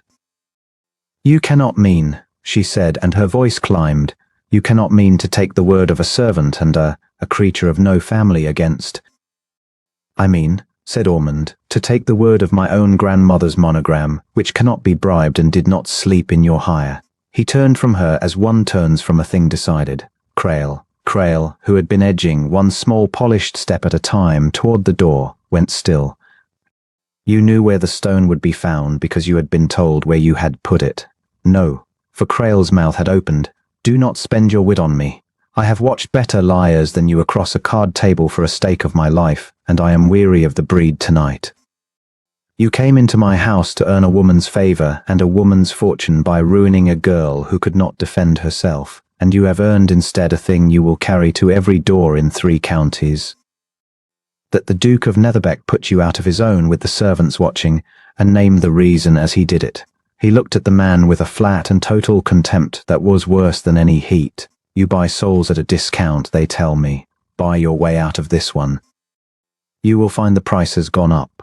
And Crail, who was not a brave man and had never pretended to himself that he was one, did then the last thing his patroness could have wished, which was to try to save the only skin he truly valued. "It was her doing," he said, thick and quick, jerking his chin at Miss Westbourne while he backed toward the door. "Every stroke of it hers. She gave me the shawl with the stone already knotted in the corner, and told me the hour to cry out, and the place to look, and swore to me the girl was a schemer got up in mended muslin, who would have the Duke inside the month if she were not stopped. I only did as I was." He got no further, for he saw at last the look upon the fair woman's face. But the thing was said, and 40 witnesses had heard it, and no wax could unmelt it now. Ormond did not trouble to answer him. He turned his head to the 2 footmen at the wall and said, "See that gentleman to his carriage, and see that it does not stop until it is off my land." And Crail went, out of the house and out of the story, a small ruined man in a very new coat. Miss Westbourne stood alone now, with the shawl bearing her own mark upon the boards at her feet, and the whole warm county that had murmured its comfortable agreement with her not an hour since drawn back from her along the walls, leaving a clear cold space about her the way a receding tide leaves a stone. She looked once about that space for an ally and found none, not Lady Ferrers, not Mrs. Coyne, not one of the 3 who had come in her wake across 100 rooms, and Ormond, who had wanted her humbled and now watched it happen and took, to his surprise, no pleasure in it at all. Said the last words he would ever spend upon her, "Go up and have your woman pack. You will be gone before the house wakes, and every door I can close to you is from this hour closed. You came to be a duchess. You have made yourself instead the thing they will tell over the tables for 20 years, and you did it to a woman who never did you a single wrong but to be looked at once as you could not endure to be. I hope it keeps you warm." And he turned his back upon her, wholly and finally. The Earl of Marrable, who had spent the scene sinking by degrees into the wallpaper, now surfaced with the desperate agility of a drowning man who has glimpsed a spar, and came bustling forward all florid distress, his hands out, crying that he had never for one moment credited it. That dear Miss Ainscough was as a daughter to him, that this was monstrous, monstrous, and Ormond turned upon him a look that stopped the fat words in his throat. "You," he said, "were good enough to settle certain accounts of this lady's dead father, and have proposed ever since to be repaid by selling her twice over, first to your steward's son, and tonight, when a cleverer scheme offered, to a slander.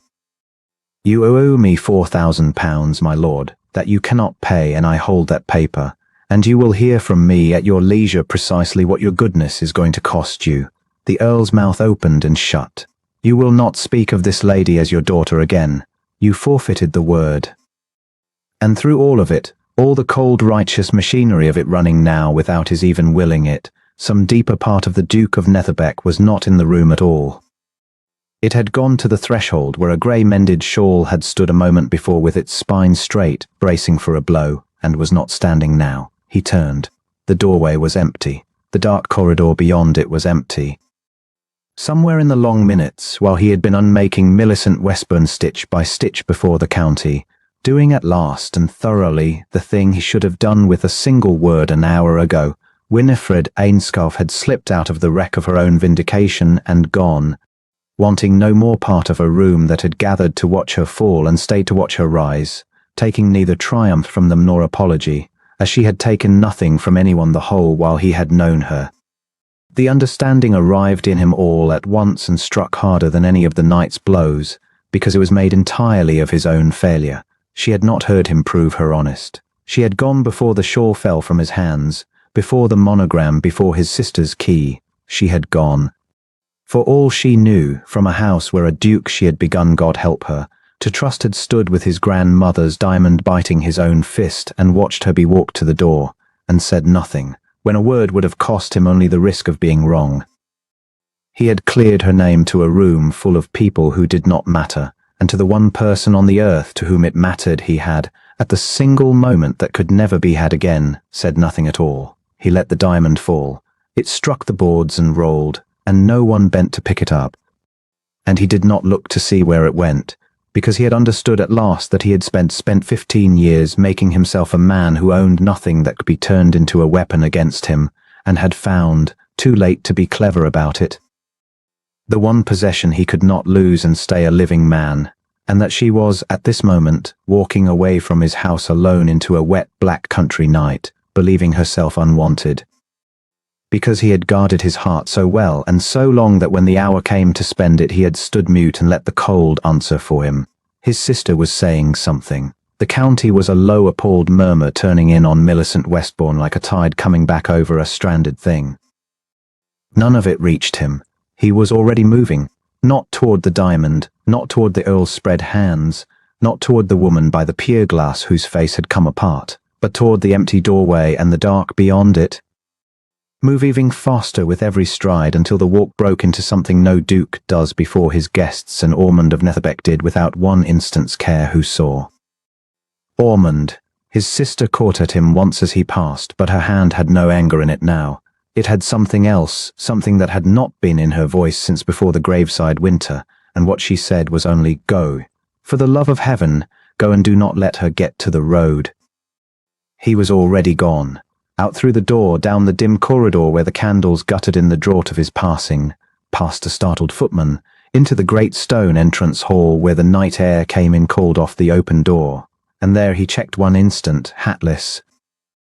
The diamond forgotten on his own drawing-room floor behind him, and the whole careful wall of 15 years lying in the rubble, he had at last torn down with his own 2 hands, and looked out into the streaming dark, and saw, far down the black, glistening length of the drive, small and grey and hurrying and utterly alone, the one true heart he had come within 5 heartbeats of losing forever. And the Duke of Netherbeck, who had ended arguments with a look and turned armies with a word, and let this same woman walk out of his house not 1 hour since, went down the wet steps and out into the rain after her, running. She was 3 steps from the door when he found his voice, and did not come out as the sweeping ducal word that would have swept the boards clean. It came out low and rough, torn up from somewhere beneath the wall, and it was only her name, Winifred. He had never once spoken it. Not in a fortnight of gardens and drives and quiet cornered exchanges had he let himself use it aloud, holding to Miss Ainscough as a man holds to a railing above a drop, and the sound of it in his own mouth stopped her as no command could have, because she knew, as everyone in that stilled room now knew, that a duke does not use the Christian name of a woman he means to let be carried out to a magistrate. She turned. Crail's hovering hand fell away from her back, and Ormond crossed the whole cold length of his drawing-room with his grandmother's diamond biting bloody into his fist and stopped before her, and did the thing that 15 years of iron law had told him would kill him. He opened his hand between them, so that the whole county might see the stone lying in the cut of his palm, and he said, "It was never in your keeping. I know it. I have known it since it struck the floor, and I let 3 minutes of an old cowardice speak for me instead of the truth, and that is a thing I will spend the rest of my life ashamed of. Forgive me.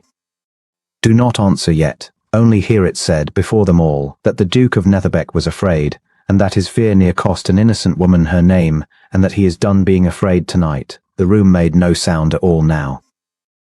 He turned upon it with the stone still open in his hand, and the flat pale stare that had put a lid on the evening an hour since came down again, but there was heat behind it now where before there had been only cold, and the heat was worse. "Mr. Crayler," he said, "you told this company not a half-hour past that you had stood beside that cabinet the whole of the evening, admiring my pictures, and that no soul had passed the door. You were most particular upon it. And Miss Westbourne tells us she saw Miss Ainscough go to the case not a quarter hour since and draw her shawl across what she had taken. So I will ask you the small plain question that no one in the pleasure of a verdict has troubled to ask." His voice dropped gentle, and the gentleness was a drawn blade. "If you stood at that cabinet the whole evening, and the theft was worked before your very eyes a quarter hour ago, why did you not cry out then? Why did the great diamond of my house go from its case under your watching nose, and you say not one word, until a lady across the room was good enough to say it for you?" Crail's face, which had been rich with victory, went the colour of tallow. A man does not like to accuse." "You liked it very well a moment since," Ormond said. "You were large with it. You spoke of husbands who govern what courts only publish. You had the constable half sent for and half spared, all in the same breath. Like a man laying out goods he has already priced." He took a single step and Crail took one back. "You shook the shawl out yourself. You took it from her hands before any other could, and you shook it out like a conjurer at a fair, and the stone fell where you meant it to fall.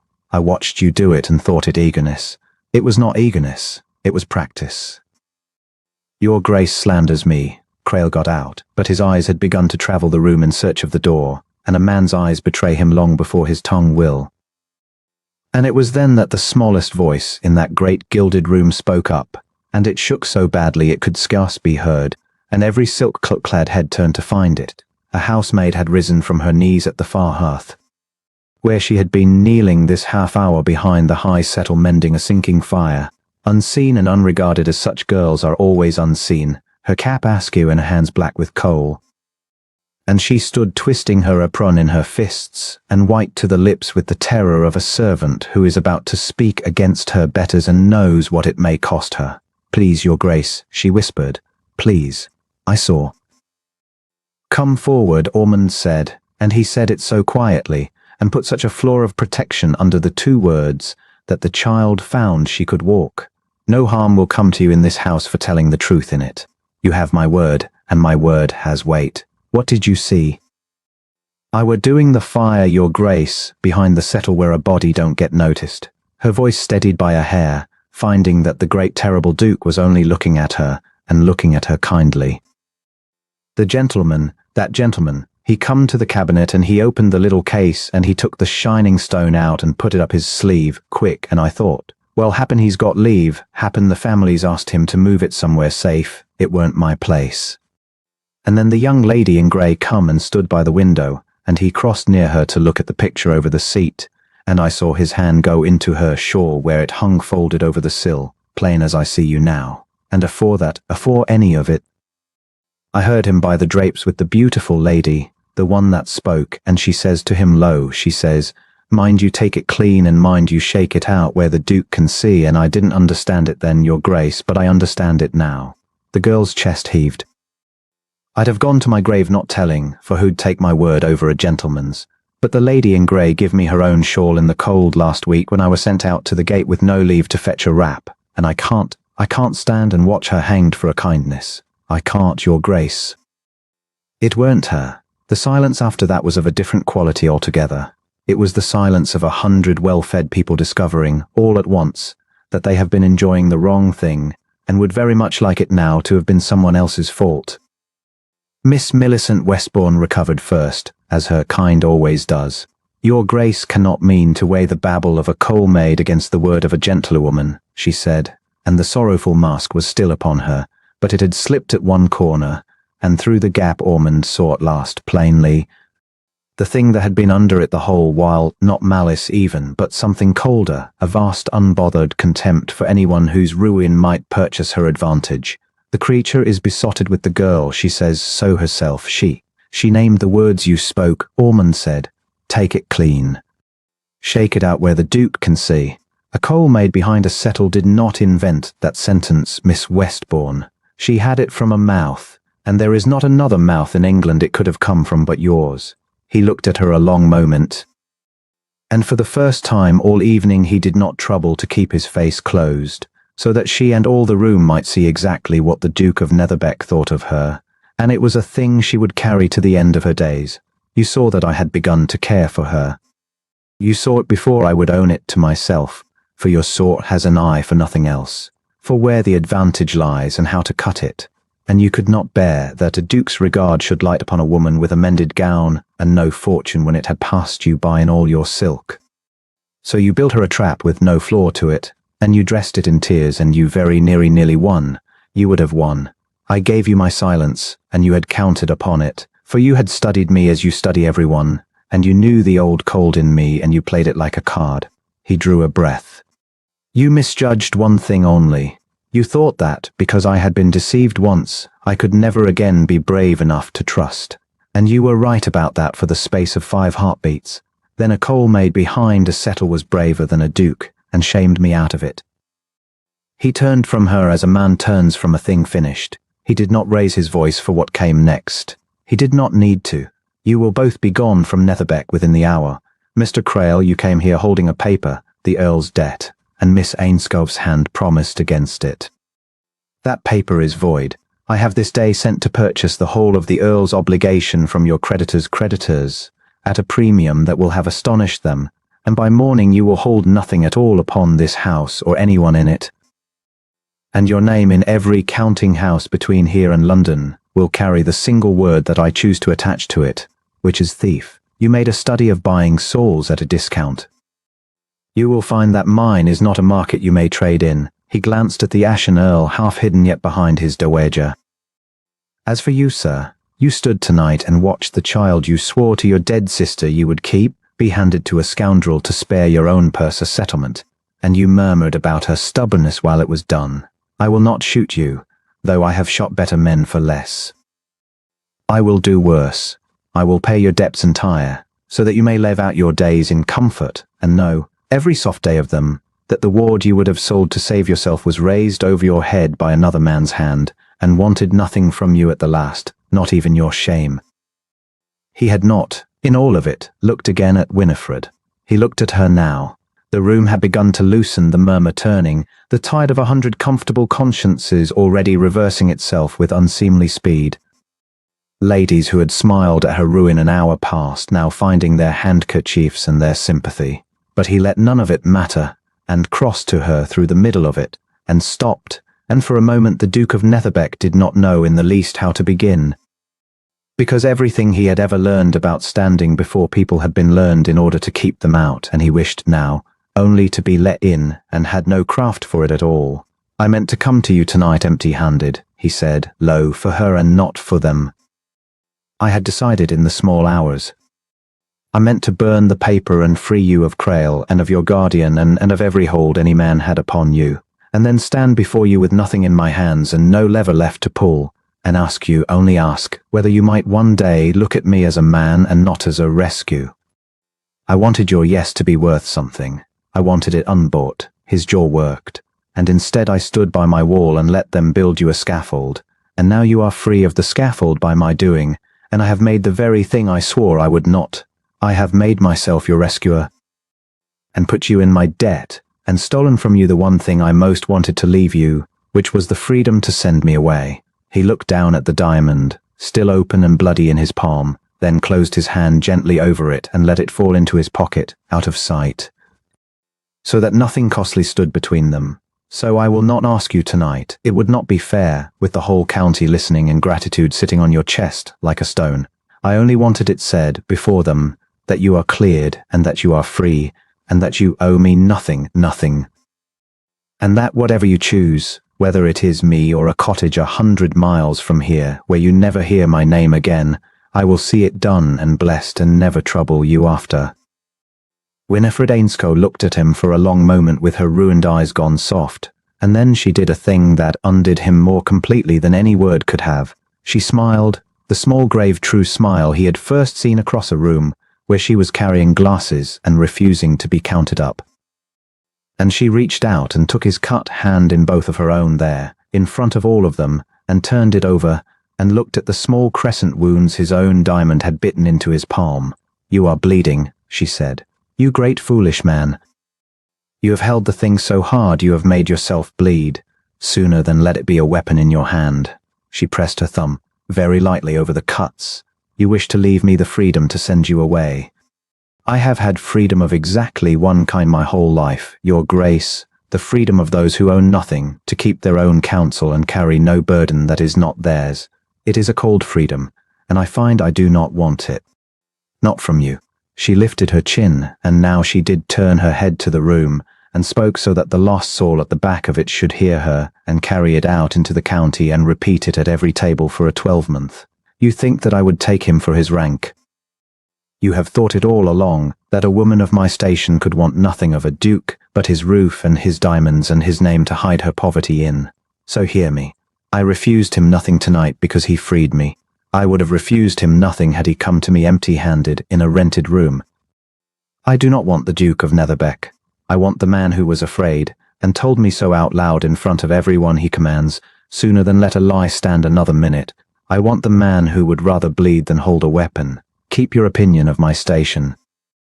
I am about to marry above it in the only way that has ever signified, which is that I am marrying a good heart, and I would do it if he had not a shilling.